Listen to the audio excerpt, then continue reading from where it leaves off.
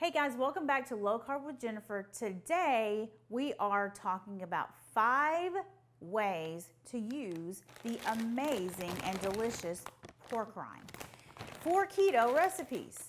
Or, whatever, if you're not keto, but I'm telling you right now, when you replace breadcrumbs or chips with pork rinds, you've leveled up. It is so much better than bland chips or bland breadcrumbs. And I'm going to show you all of the ways that I use pork rinds. So these are easy ways. I know that there are so many different ways that you can use pork rinds and all these complicated recipes, but I'm all about easy. And that's how I've used pork rinds, is just an easy, my recipes aren't complicated. So first off, we use pork rinds. First off, let me talk about which pork rinds to get. Because if you go to the grocery store, you're going to find all kinds of pork rinds. They're going to have MSG in them. They're going to be fried in vegetable oil. We don't want none of that stuff. We want plain pork rinds. If they've got flavors, make sure it's not chemical flavors. Like this recipe, the ingredients you want: pork rinds and salt. This one is pork rinds, fried pork skin, sea salt, fried in rendered pork fat. So if it doesn't say that it was fried in the pork fat, I'd go ahead, surely they would say, okay, we used vegetable oil, but they might not.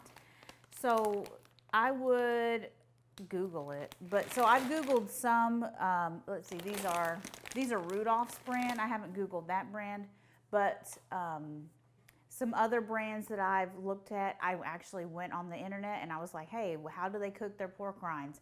And they will tell you, oh, we cook our pork rinds in the rendered fat. So that's what you want, in the rendered pork fat, not in canola oil or vegetable oil or anything like that. You want it in the pork fat. That way they don't have the nasty vegetable oils. Those things are horrible, horrible, horrible. So anyway, that's how you look for the best pork rinds with the cleanest ingredients that you can find. There's so many out there. And you don't have to get an expensive, like these are way more expensive. This bag, you can tell this bag is a lot smaller, this 4505 brand. They're, fried pork rinds, pork humanely raised. It's good. It's probably the better option, but if all you can afford is this right here, it's fine. This bag was like $3 and some change, and they're just, they're maybe a step down, but, these are expensive, so just keep that in mind. First thing I like to do with my pork rinds is use them as a dip. They are the best dip with guacamole.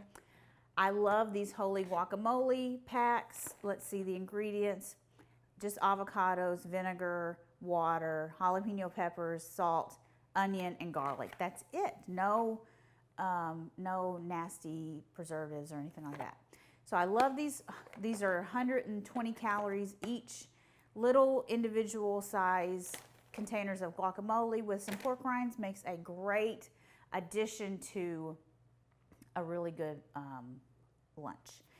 So yeah, or you could have it with any kind of keto dip. I've got so many different keto dips on my blog, jenniferbands.com, but I always use pork rinds to dip. They're so good.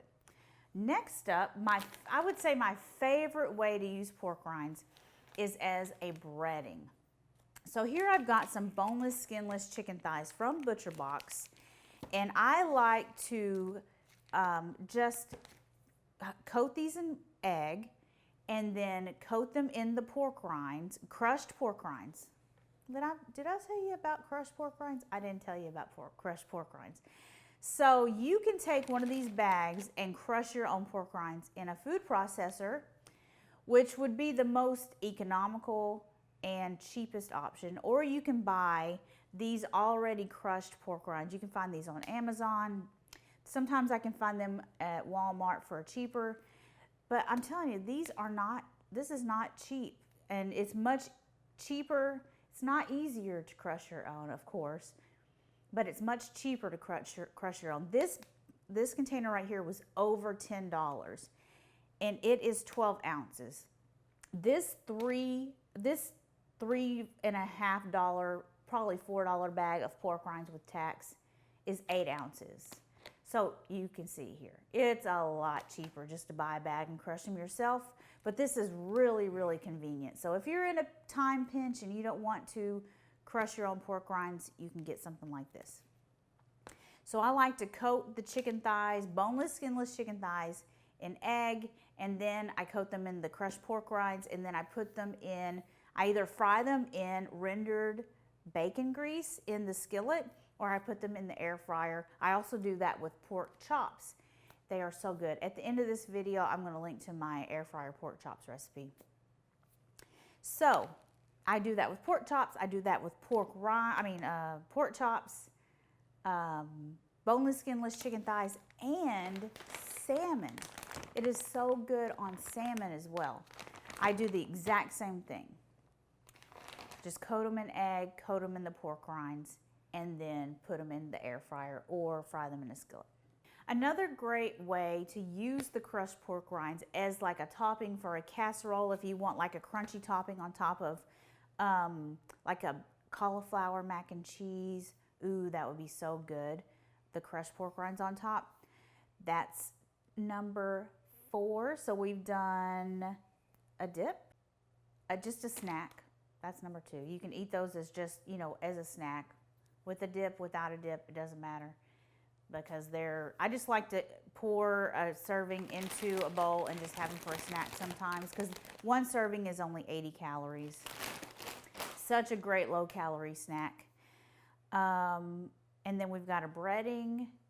And we've also got where I like to use it as a binder in meatloaf or meatballs or I don't know, what else do you need a binder for? I don't know, I can't think of anything else right now. But I've got some some ground beef from Butcher Box. Mix it up with some eggs, some seasoning, and some pork rinds, and you've got a delicious meatloaf or meatballs. All right, guys, that is my 5 easy ways to use pork rinds for keto recipes. And if you are interested, you can go to this video right here where I show you how to make my air fryer pork chops. They're so good. So check out that recipe. Thank you so much for watching, and I will see you guys next time. Bye.